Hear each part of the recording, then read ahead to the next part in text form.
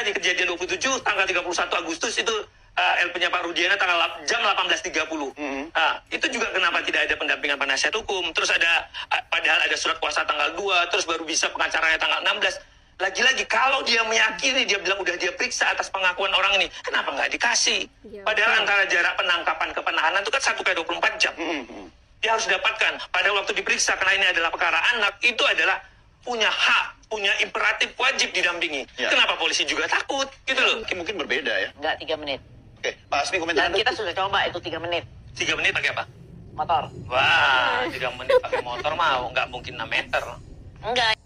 Halo, assalamualaikum warahmatullahi wabarakatuh. Terima kasih sudah mengklik video ini. Nah, kita akan saksikan teks yang kali ini adalah ketika Pak Asmi emosi. 6 meternya Bu Elsa tentu berbeda dengan misalnya kalau saya ada di sana, saya bisa mengukur itu 10 meter atau 50 meter gitu kan. Kita bicara fakta, Pak Doni, bahwa jalan itu memang hanya 6 meter. Ukuran jalannya 6 meter. Memang 6 meter. Tambah sepadan 2 meter, 2 meter, jadi 10. seluruhnya Kak, 10 meter, jadi jangan ditambah jadi 100 meter. Ini saya juga nggak tahu tiba-tiba 100 meter. Pertanyaannya 100 meter. Nah, tadi saya tanya. Padahal si Aib itu nggak pernah ngomong itu.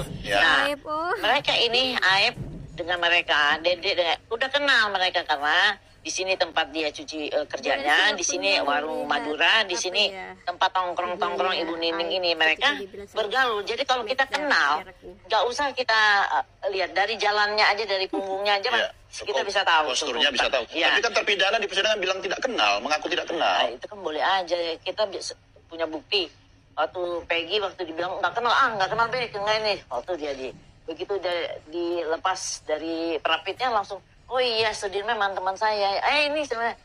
Jadi saya itu biasa sama orang-orang seperti itu. Ya, tadi yang saya tanyakan ke Bang Reza itu posisi berdiri Aib melihat bukan di sini melihat kejar-kejaran gitu. Betul. Ini kan cuma di jalan yang sama kan? Di jalan yang sama dan dia di warung Madura.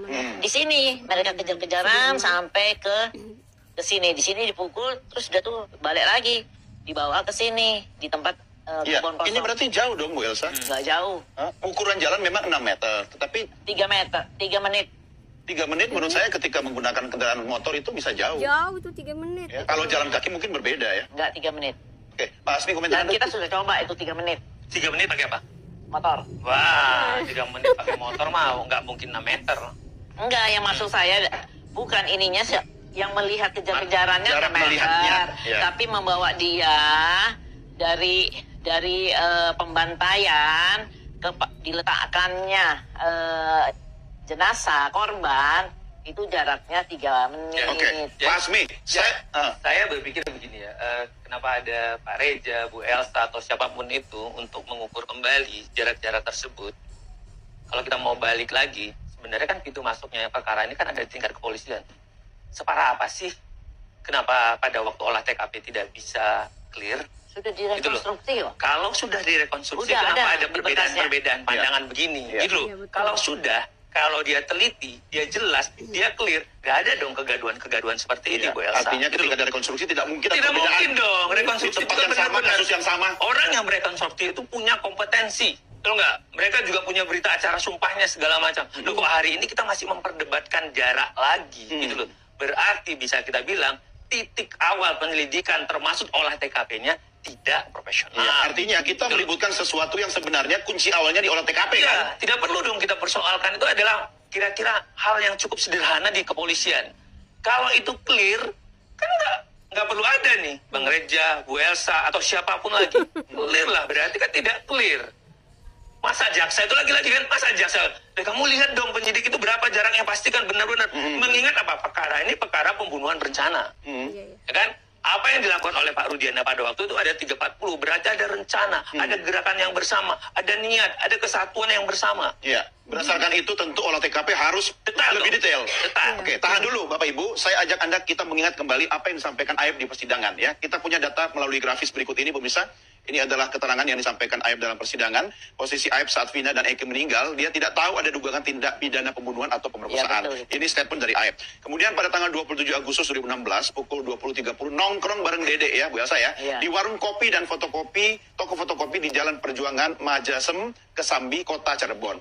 Ini ada di Dena yang Anda buat ya. Oke, berikutnya. Aib melihat satu unit Yamaha Sion warna biru telur asin yang dikendarai satu orang laki-laki dengan menggunakan helm warna putih.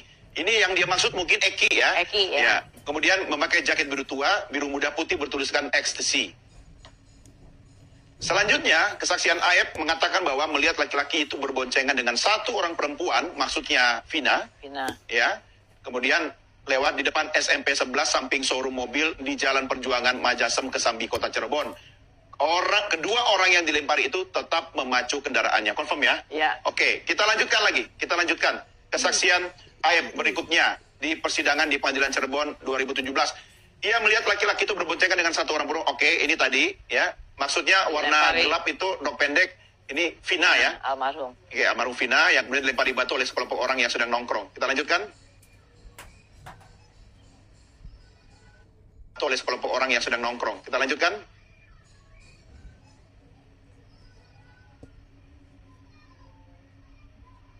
Ya, Aep melihat 4 laki-laki dengan 4 unit kendaraan motor mengejar satu motor merek Yamaha Sion warna biru telur asin, 2 motor yang mengejar memepet korban dari arah kanan dan kiri.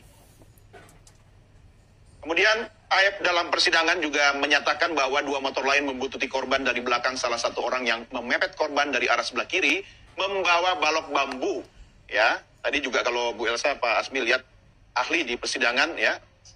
Kemudian memukulkan ke arah pengendara satu unit motor merek Yamaha Sion warna biru telur asin. Masih ada? Oke, kesaksian Aep lainnya adalah pengendara yang dikejar tetap memacu kendaraannya ke arah sumber dan masih dikejar oleh 4 orang itu. Tidak beberapa lama kemudian saksi bernama Dede pulang ke rumah. Ya. Tapi kan Dede sudah mencabut semua pernyataan dia. Ya, Dede itu mencabut, saya nggak tahu sebabnya apa. Dan mencabut itu tidak bisa semudah itu. Dia harus namanya diverifikasi, diaudit dulu. Pencabutan itu benar dan diproses hukum. Dan itulah yang menjadi novum. Nggak bisa, kita tuh hukum tuh nggak bisa kayak lidah tak bertulang. Hari ini ngomong A, hari itu ngomong B. Nah, sekarang saya beritahu ya, waktu kasusnya Peggy Setiawan itu kan ada BAP juga. Dede di BAP, Aep di BAP di Polres Karawang. Masih ngomongnya tetap sama, dia cabutnya setelah postingan nama Kang Dedi itu. Kang Dedi Mulyadi. Iya. Artinya kan dalam kondisi dia Nggak mengaku bisa loh. dia dalam kondisi dia bukan tertekan. siapa-siapa. Pak Dedi itu bukan siapa-siapa, bukan penyidik, bukan jaksa, bukan apa. Semua orang hobi banget posting. Sekarang macam-macam tuh orang senang banget masuk TV, masuk podcast ngomong ngawur-ngawuran. Padahal itu nggak bisa. Hukum itu nggak bisa dipermainkan seperti itu. Dan harus bertanggung jawab keterangan itu. Dia siapa?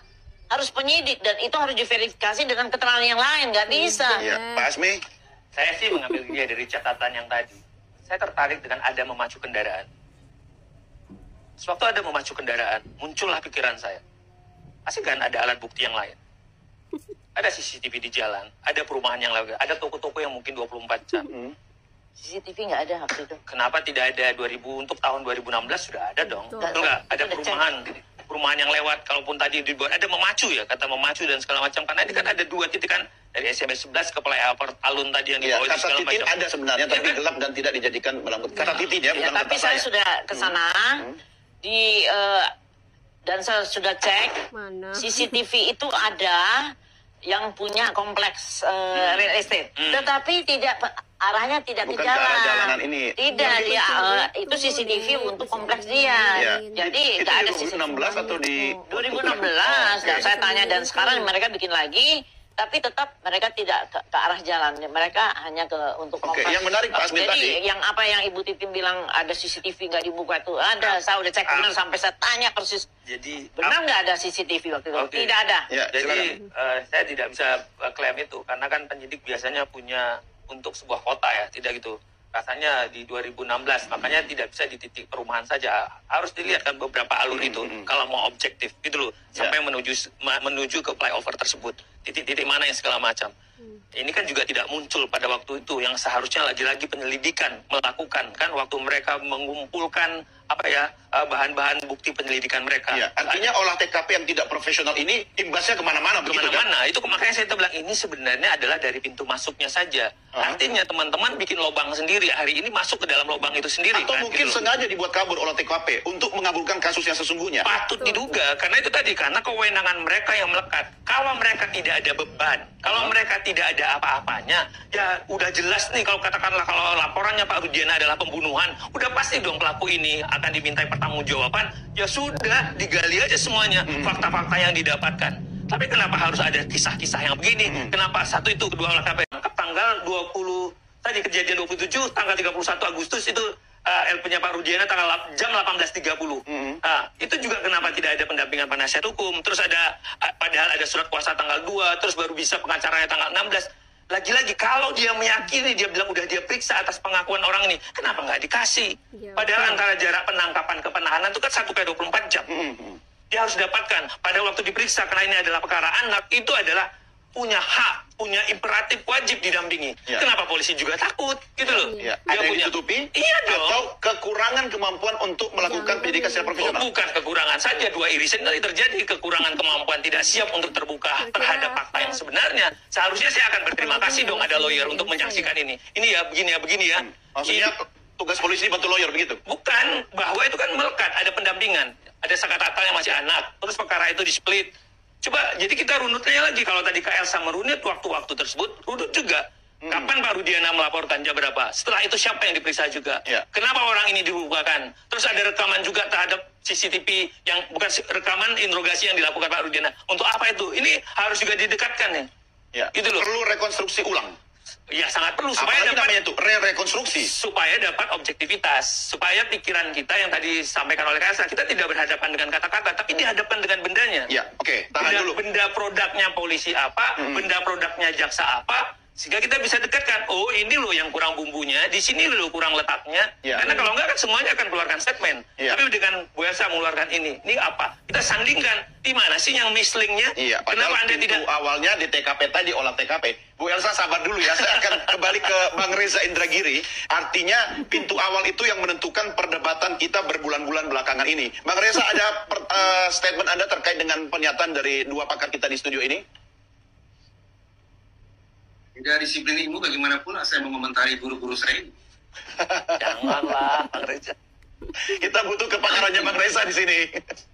Kalau saya ingin mengatakan begini, saya hanya mencoba konsistennya sejak awal mengatakan bahwa ada 1 juta saksi sekalipun, saya tetap dalam posisi pada dasarnya skeptis. Saya tidak mengharamkan yang namanya keterangan saksi. Saya tidak menganggap itu sebagai sesuatu yang harus kita buang atau abaikan, sama sekali tidak. Karena toh keterangan saksi juga merupakan salah satu dari alat bukti.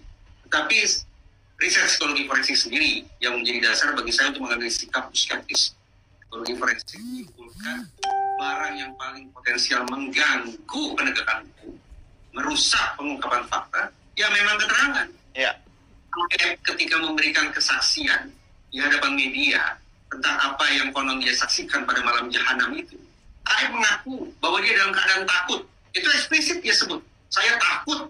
Dan sekarang kita bayangkan, seseorang dalam kondisi takut, tanpa diinstruksi pun, otak manusia akan berusaha untuk memahami ketakutan itu dengan cara memfragmentasi dan mendistorsi ingatan. Bagaimana peristiwa yang menakutkan itu dipecah-pecah, dibelokkan ke sana kemari agar tidak lagi diingat oleh si pemilik otak tersebut. Berarti hitung-hitungan di atas kertas izinkan saya untuk semakin skeptis dengan apa yang dikatakan oleh AF. Tidak hanya faktor situasi yang menurut saya terlalu gelap dan terlalu jauh, tapi ini bisa diuji. Sementara dari sudut pandang psikologi, kondisi batin AF tidak memungkinkan otaknya untuk menyimpan ingatan tentang pengalaman traumatis itu untuk waktu yang panjang. Karena situasi itu diakui oleh AF sendiri sebagai situasi yang membuat dia takut.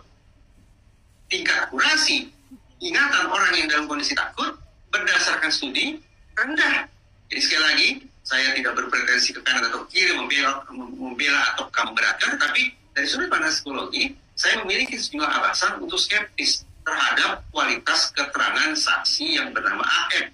Kualitas keterangan dari sudut pandang psikologi ditakar hanya dengan dua hal. Pertama, akurat dan lengkap. Namun sulit kiranya mencapai tingkat akurat dan lengkap ketika si pemilik kotak dalam kondisi takut. Ya, pasti kita hormati statement dari Bang Reza terkait dengan kepakaran Anda di bidang psikologi forensik. Tapi ada satu hal yang mungkin saya ingin tanyakan agak keluar sedikit dari keahlian Anda, Bang Reza. Apakah memungkinkan seseorang yang sudah menyaksikan peristiwa bertahun-tahun lamanya dipanggil ingatannya kembali melalui sebuah mekanisme atau tools atau apapun? Saya tidak tahu apakah dengan hipnosis atau dengan mekanisme yang lain, sehingga hal-hal yang tadi Anda katakan itu bisa dibangun kembali, dikonstruksi kembali sesuai kejadian yang terjadi. Bagaimana? Anggaplah Anda, tapi sekali lagi saya tidak memiliki perbendaharaan hasil studi bacaan yang mendukung asumsi itu. Referensi yang saya punya, perbendaharaan studi yang saya baca, mengharuskan saya untuk mengatakan saya skeptis terhadap keterangan saksi. Ya, apalagi kalau saksinya cuma satu sih Pak Aib. Jadi janggal kan. Oke, terima kasih yang sudah nyimak ya. Sampai di sini dulu pertemuan kita. Bye, assalamualaikum.